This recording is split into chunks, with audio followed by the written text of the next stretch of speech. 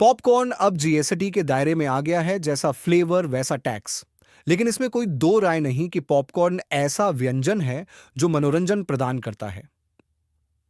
Entertainment, movie theatre और multiplexes से इसका करीबी संबंध है। पॉपकॉर्न के साथ मूवी मतलब मनोरंजन का डबल डोज। लेकिन क्या आप जानते हैं कि पॉपकॉर्न का सिनेमा से कितना पुराना नाता है? अपने देसी मक्के का संबंध कभी रोटी, साग, शलजम और मां से था। मक्के दी रोटी और सरसों दा साग का स्वाद निराला है। अगर यह माँ के हाथों का बना हो तो सोने पे सुहागा।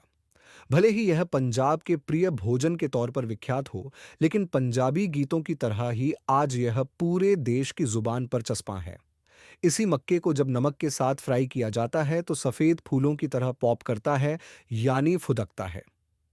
शायद पॉप कल्चर शब्द इसी से बना होगा, जो फुद के। बाद में तो पॉपकॉर्न कल्चर भी आ गया।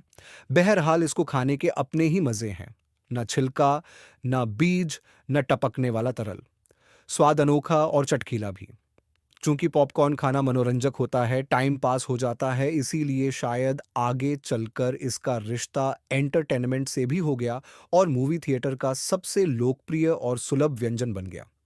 किशोरावस्था में जब सिनेमा देखने के आदी हुआ करते थे, तब सिंगल थिएटरों में इंटरवल के समय मूंगफली से लेकर अखबारी कागजों के दोने में ऐसे देसी मक्के के दाने खूब खरीदे और खाए थे।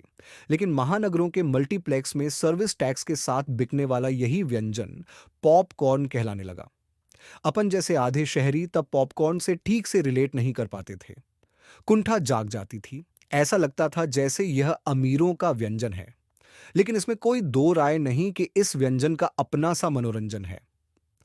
बाद में पता चला पॉपकॉर्न का सिनेमा से काफी पुराना नाता है।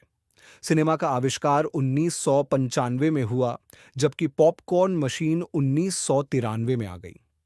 यकीन मानिए, पॉपकॉर्न पिक्चर को सुपर डुपर हिट कराने वाला अनोखा और दिलचस्प व्यंजन है।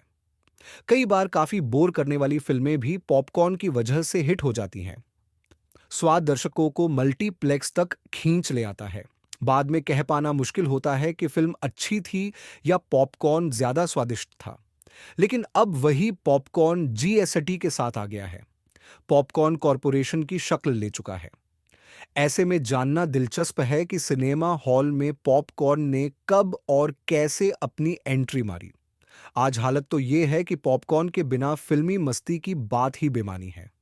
पॉपकॉर्न इंटरवल का सबसे प्रिय व्यंजन है, यह बात हम नहीं कह रहे। सारी दुनिया इसकी दीवानी है। जीएसटी लगते ही इसके उद्योग पर भी मुहर लग गई। वह शख्स जो पॉपकॉर्न विक्रेता है, अब शान से खुद को पॉपकॉर्न पति कह सकता है। पॉपकॉर्न के साथ अगर कोल्ड ड्रिंक भी हो जाए तो क्या कहने। सिनेमा का मजा दोगुना। हर सीन में थ्रिल, हर शॉट में एक्शन और रोमांस।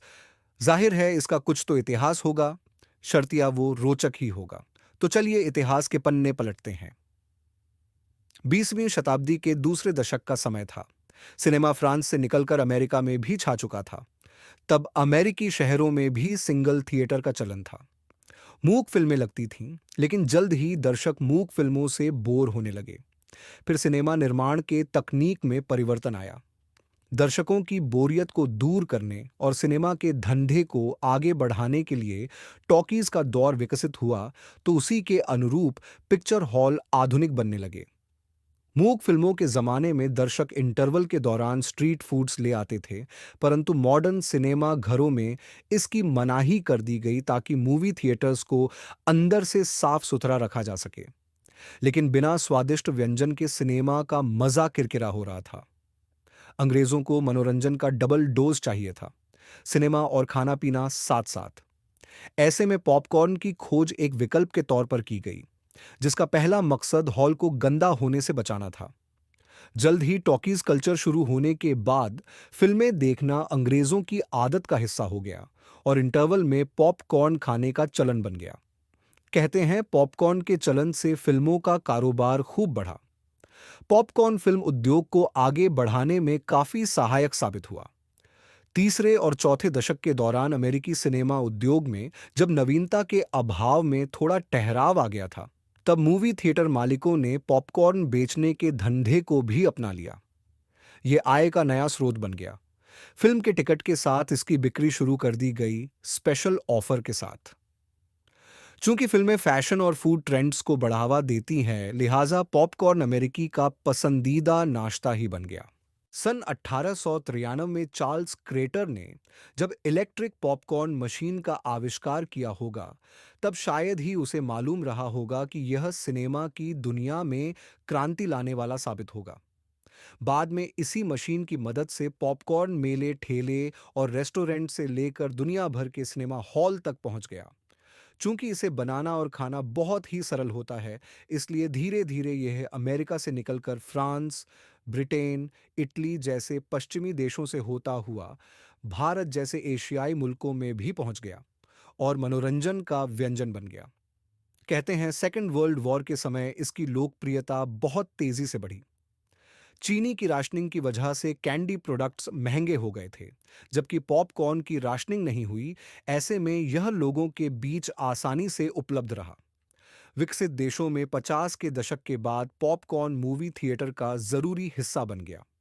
आज तो पॉपकॉर्न टाइम और पॉपकॉर्न न्यूज जैसे कई शो भी हिट हो रहे हैं।